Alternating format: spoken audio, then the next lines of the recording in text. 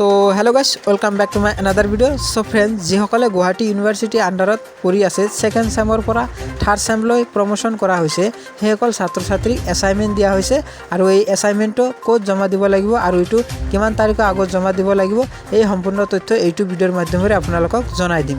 আৰু এটা কথা, এই চেনেলত যিসকলে নতুন আহিছে তেওঁক এটাই অনুৰোধ কৰিছোঁ, প্লিজ চেনেলটো যাতে ছাবস্ক্ৰাইব কৰে আৰু এনেকুৱা ধৰণৰ নতুন নতুন ইনফৰমেশ্যন ভিডিঅ'সমূহ পাই থাকে। তো বলক আমি ভিডিঅ'টো আৰম্ভ কৰোঁ।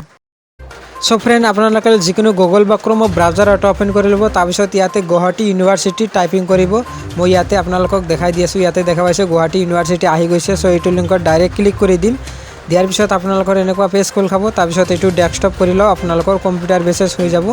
চ' ইয়াতে এইটো ডেস্কটপ কৰাৰ পিছত আপোনালোকৰ যিটো লিংক দেখা পাইছে তলত গুৱাহাটী ইউনিভাৰ্চিটি, চ' এইটো লিংকত ডাইৰেক্ট ক্লিক কৰি দিব।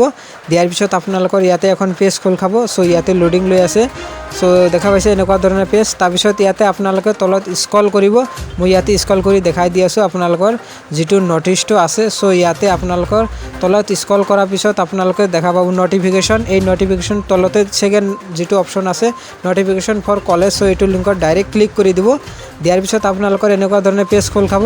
তাৰপিছত ইয়াতে আপোনালোকে দেখা পাইছে জেনেৰেল নটিফিকেশ্যন, চ' এইটো লিংকত ক্লিক কৰি দিব। দিয়াৰ পিছত আপোনালোকৰ এখন পেজ আৰু নতুনকৈ খোল খাইছে। তাৰপিছত ইয়াতে আপোনালোকে দেখা পাইছে যে ডেট দিয়া আছে। তাৰপিছত second semester to third semester promotion notice. তাৰপিছত অকণমান স্ক্ৰল কৰিব। ইয়াতে মই দেখাই দি আছোঁ এইটো যিটো দেখা পাইছে কাৰ্চিন, চ' ইয়াতে ক্লিক কৰি দিব।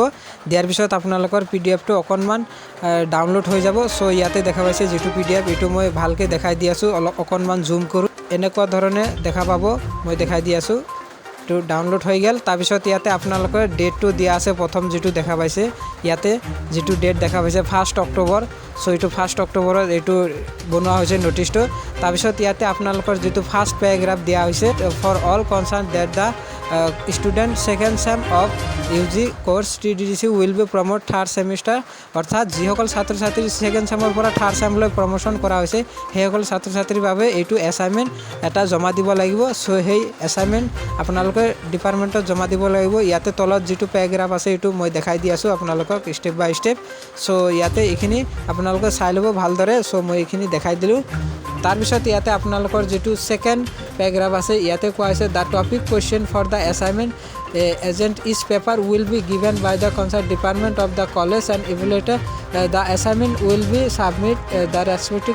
অৰ্থাৎ এইটো আপোনালোকক কোৱা হৈছে যে আপোনালোকৰ প্ৰত্যেকৰে ডিপাৰ্টমেণ্টৰ পৰা কুৱেশ্যন দিয়া হ'ব আৰু সেই কুৱেশ্যনটো এনচাৰ লিখি আপোনালোকৰ A4 সাইজ পেপাৰত লিখি এছাইনমেণ্টৰ যিটো আপোনালোকৰ নিজৰ ডিপাৰ্টমেণ্ট হয় এইটো তাতে আপোনালোকে ছাবমিট কৰিব লাগিব। চ' তাৰপিছত এইখিনি দিয়াৰ পিছত আপোনালোকৰ ইয়াতে ডেট দিয়া হৈছে এটা, the last date for admission of assignment is 21 October. The class for third sem will be continue during the period of the assignment preparation. অৰ্থাৎ ইয়াতে কোৱা হৈছে যে আপোনালোকৰ যিটো ইউনিভাৰ্চিটিৰ ফালৰ পৰা যিটো ডেট দিয়া হৈছে এইটো 21 অক্টোবৰ লাষ্ট ডেট, আৰু কলেজৰ ফালৰ পৰা এটা লাষ্ট ডেট দিয়া হ'ব 21 অক্টোবৰতকৈ আগত দিয়া হ'ব লাষ্ট ডেট। চ' সেইটো আপোনালোকে কলেজৰ পৰা পাই যাব লাষ্ট ডেটটো। তাৰপিছত ইয়াতে তলত কোৱা হৈছে যে আপোনালোকৰ যিটো থাৰ্ড ছেমৰ ক্লাছ সেইটো ক্লাছ চলিয়ে থাকিব, লগতে আপোনালোকৰ এই এছাইনমেণ্টৰ কামখিনি কৰিব লাগিব। চ' এইখিনি আছিল ভিডিঅ'। যদি ভিডিঅ'টো চাই ভাল লাগে তেনেহ'লে প্লিজ চেনেলটো ছাবস্ক্ৰাইব কৰিব। ধন্যবাদ।